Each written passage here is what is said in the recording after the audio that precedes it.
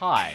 First up, I want to say thanks so much for clicking on this video. It means the world to me. Secondly, I want to say welcome to the first of my eShop list videos of 2019. This video is number, I don't know how many, in a series of videos where, if you're new around here, I pluck 10 games from the eShop that I feel are really fun, engaging, exciting, addicting, a bunch of other adjectives. Are those adjectives? I should have finished high school. Just great games on the eShop that maybe you should check out if you like the look of them. The premise is pretty simple. I don't know why I'm bothering to explain it, and I picked some really awesome games today, and I have a lot to say about all of them, so how about I just shut up. If you're new around here, please smash that subscribe button and make sure you full lip all over the like button while you're heading down that way anyway.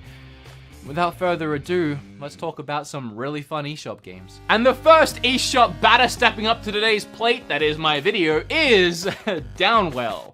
Am I pointing to it? Yeah, there it is, Downwell. By far one of the cheapest games on any of my eShop lists at just $2.99, Downwell is absolutely worth the price and then some. The entire game has you falling down a well, but you're falling in style. Just like Bayonetta, you have gun boots that pack a huge punch that keep you afloat for just a moment while you blast away at any enemies or bricks directly below you. Downwell is so simple in design, from its 8-bit visuals to its gameplay mechanics, but its fast-paced action is hard to put down, making it a perfect pick up and play a few rounds kind of game, which is exactly what you want on the Switch. The further down into the dark well you fall, the harder and weirder the enemies become. In classic Mario style, you're able to head stomp on most of the enemies, which gives you a satisfying amount of recovery time which you can use to plan your next move, but not all enemies will appreciate being stepped on. And with only 4 hit points, you don't want to make any mistakes. You fall at such insane speeds, you only have a split-second moment to decide if you should squash, dodge, or shoot your way through the next obstacle. You will find more than you expect in the world, from shops where you can buy helpful items or hidden caves filled with relics. And after every stage, you get to pick a power-up, or if you're lucky, get some health back since your hit points carry over level to level. This game is not easy. It took me more attempts than I would like to admit just to get to the 4th level, so bring your A game or prepare to go down. Get it? Like down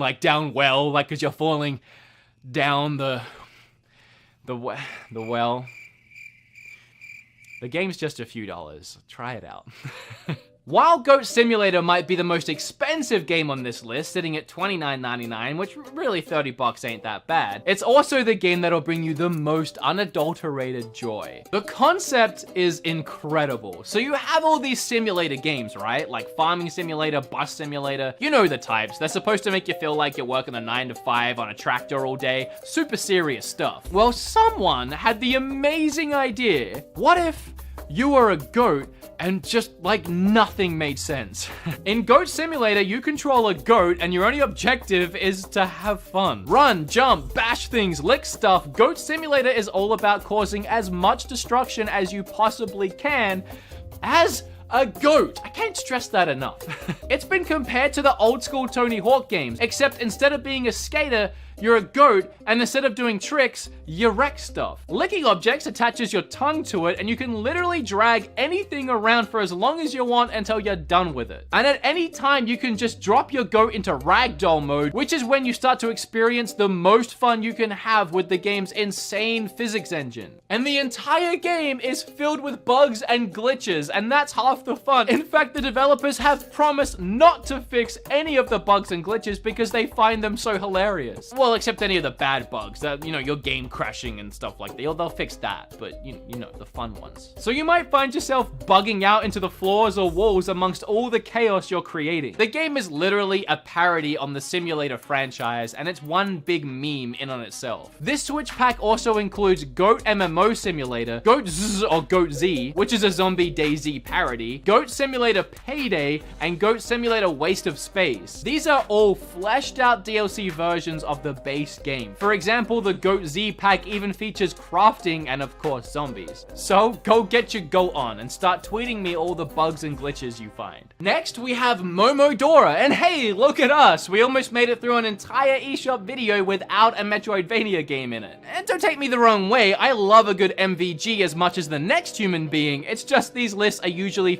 filled with them. Today though, we just have the one, which gives it a perfect chance to stand out from the crowd. Momodora easily boasts one of the most impressive pixel art styles I have seen. The characters and just the entire world is filled with life. And the art direction is very Castlevania inspired. The game also has extremely tight controls and combat similar to Dead Cells, but it feels heavier, like my attacks have more weight behind them, and I do like that. This game offers everything you would expect from your classic Metroidvanias. Hidden items and power-ups, loads of enemy types, cool boss battles, great music, a small amount of backtracking, and you know, the usual stuff. Oh, and you know what? This is actually the 4th game in a series. Yeah, I know, how did we miss all of these? Thankfully, this one is a prequel, so it's a fantastic place to start your Momodora journey. Yeah, I gotta be honest though, I do totally feel like this game deserves a spot on this list. It's absolutely worth its price, however, it's not the best Metroidvania style game I have played. Momodora didn't really do anything to transcend the genre, or do anything really that different at all. And the entire game is played with borders, and I mean, just come on man, it's 2019. Again, it's absolutely worth the price, especially if you're looking for your next hit of Metroidvania goodness. Just bear in mind those other things I said.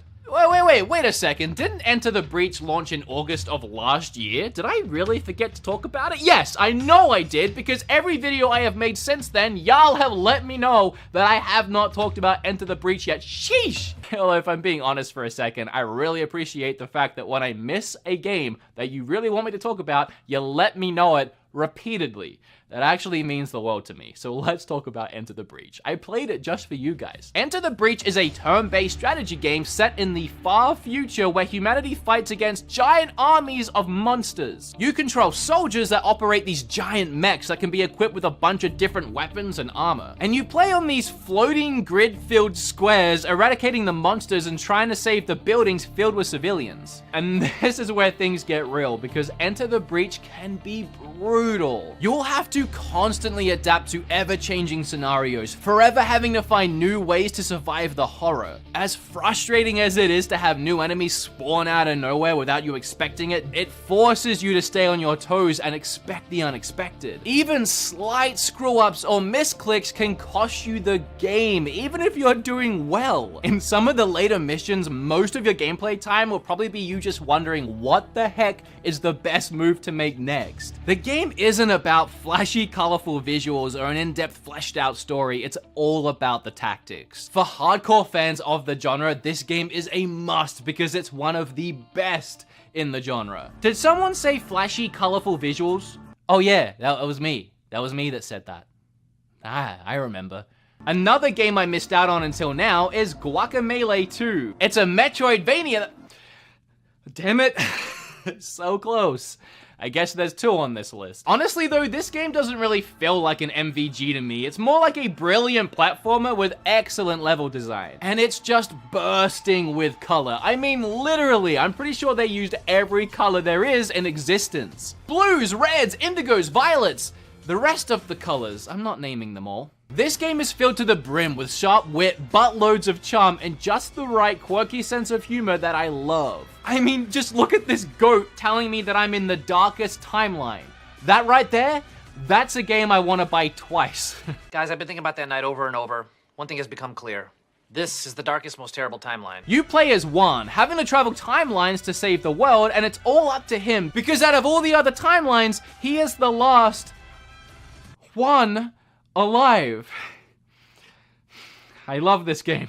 As you platform, you switch between the worlds of the living and the dead, and in doing so, certain objects or platforms will appear and disappear. This leads to gameplay that has you having to think fast and adapt to your situations quickly, or else you might find yourself dying in the wrong world. You also have the ability to turn into a chicken. You can not only use this to access areas you couldn't before, but you can also use different attacks and abilities in the chicken form. The combat is really fleshed out, with loads of different fighting abilities, as well as an upgrade system. And if you think just the single player is fun, it's an entirely different feeling game when you play with friends, especially 4 players. If you're not out there playing and enjoying this game right now, let me tell you, you're the only one. Is it still okay when I make the joke? I hope so. For the first time ever in my eShop videos, I'm kind of cheating on these next two. I mean, I guess I'm cheating. They're my videos, right? Can I cheat on my own videos? It should be my rules. Am I breaking my own rules? What a conundrum. Let me explain what I mean. Okay, so I usually don't add games to these lists that I've already talked about before and reviewed somewhere else. But recently I worked on a really great video with my friend Bob Wolf over from his channel Wolf Den, and I decided to check out both Donut County and Gunman Clive for that video, and I fell in love with both of those games. And I felt like, in a weird way, I owed it to those games to have them featured in an eShop video, because as far as me reviewing eShop games go, I kind of see this series that I make on the eShop lists kind of canon to the eShop games I've reviewed. Does that make sense? And I don't want these two games to be excluded from my eShop games worth buying. If you want to see me review those games, you will have to go and watch that other video, which you can see by clicking up here somewhere, or clicking at the end of the video, or checking the description down below. There's so many ways. You can just Google it. I don't care. If you're just really freaking lazy and you don't want to do me a solid by watching that video, though, let me summarize these two games. Donut County is like a reverse Katamari style game where you suck things into a hole rather than roll them up into a big ball like you would in Katamari. And Gunman Clive is the best Mega Man style game that you never played. They are both super cheap and super fun, and if you need more convincing,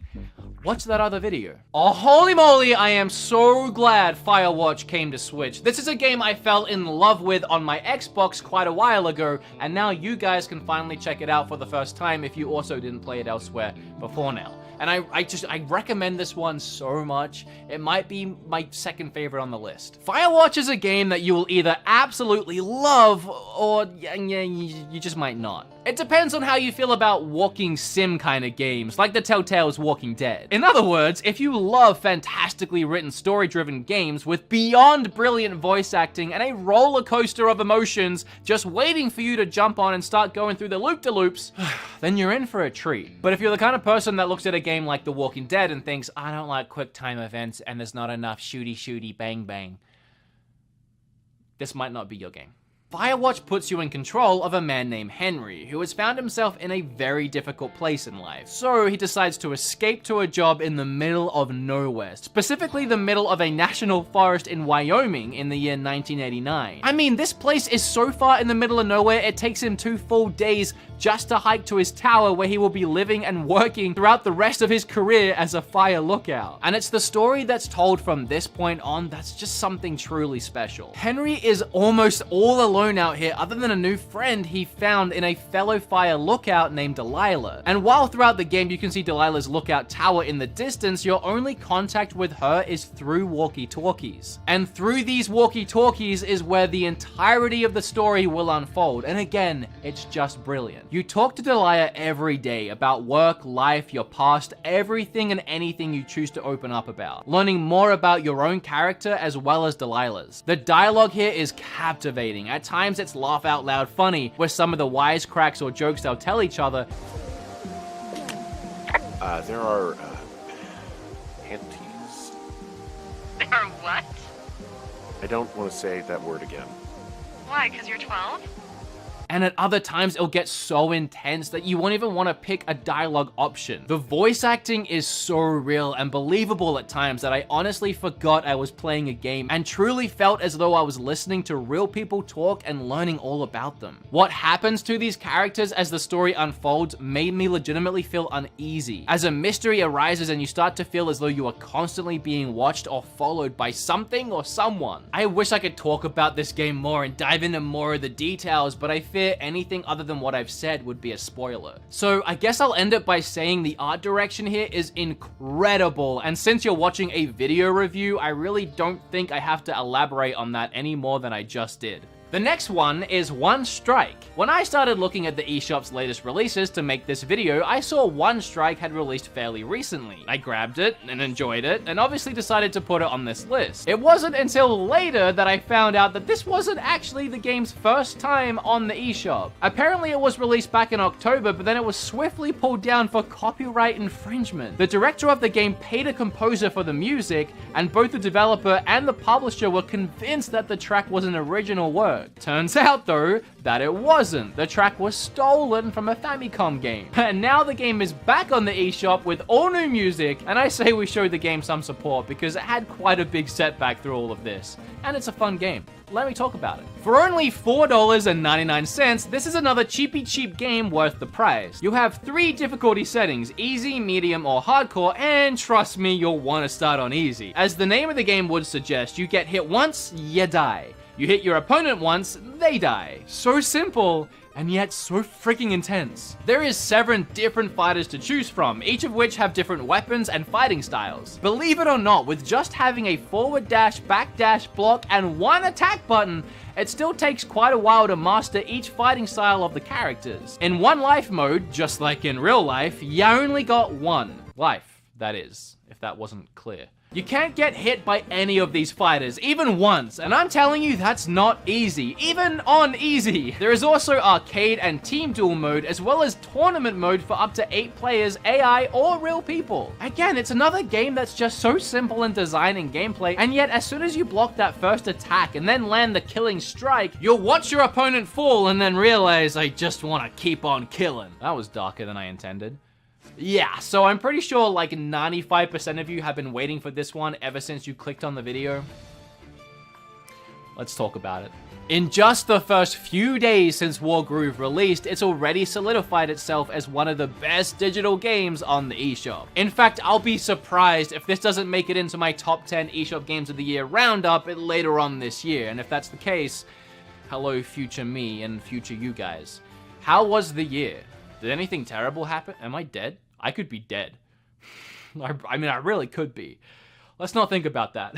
My own mortality aside, needless to say, I love it, and it's an absolute steal at $19.99. Wargroove is a turn-based tactics game, and for those of you that have been paying attention throughout this video, it's my personal favorite turn-based tactics game on this list. I apologize to the other one on this list. I just love this game. It's inspired by those old-school Advance War games that we all loved on the Game Boy Advance, and they did a fantastic job at bringing their vision to life with its high-resolution pixel art and fantastic gameplay mechanics. Just like those Advance War games and similar to Fire Emblem, you control multiple units on the battlefield. Each turn you're able to move your characters once each, as well as attack or use their abilities once each per turn. There are loads of different unit types. Archers, who can attack from a distance and can deal even more damage if they don't have to move that turn. Swordsmen, they need to attack up close but deal more damage if their commander is nearby. Even adorable pup-pups who do more damage in packs and can be used for scouting ahead. But we don't talk about what happens when they don't come on, man. They're not real. They're just digital fake pup-pups. They're not real. Anyway, there's a ton of other unit types on top of that. I've made my face red now by touching it a bunch. I wasn't really crying. Kind of was. As well as your commander in each level, who also have their own special groove ability, which is a different ability for all 13 of the playable commanders. Some will be able to heal troops or raise their defenses and, you know, stuff like that. Positioning and thinking 3 moves ahead of your enemy is everything in this game. However, there is so much more to think about on top of that, such as the effects certain terrains will have on your units, or which units are weak to others. The game can be a real challenge too, which is a great thing. The last thing you want in any strategy game is to not have to use any strategy. If it was super easy, it would be super boring. And just to add even more bang to your buck, Wargroove has local and online multiplayer, including versus and cooperative play, and there's also campaign editing tools which allows you to create your own maps. Its overall quality and polish is undeniable, from the visuals to the story and the gameplay. There is so much more I could gush over in this game, there's so much more I could talk about, but instead, I'm just gonna leave it on have fun. I'm assuming that you're gonna buy it, because it's like a must. So by saying have fun, it's like, it was like a funny haha way of saying just why talk about it, because I know you guys are gonna play. Subscribe, please. I'm losing my mind over here. There's another 10 games on the eShop worth buying, and honestly, I feel like today's list was very solid. I actually think we're on episode number 12 of these now, so what, like 120 of these eShop games? I have a lot of fun playing them and reviewing them for you guys, and I hope you like the videos. And if you do, make sure you have flip all over that subscribe button. Click or tap on this video right here because this time next year I might be dead.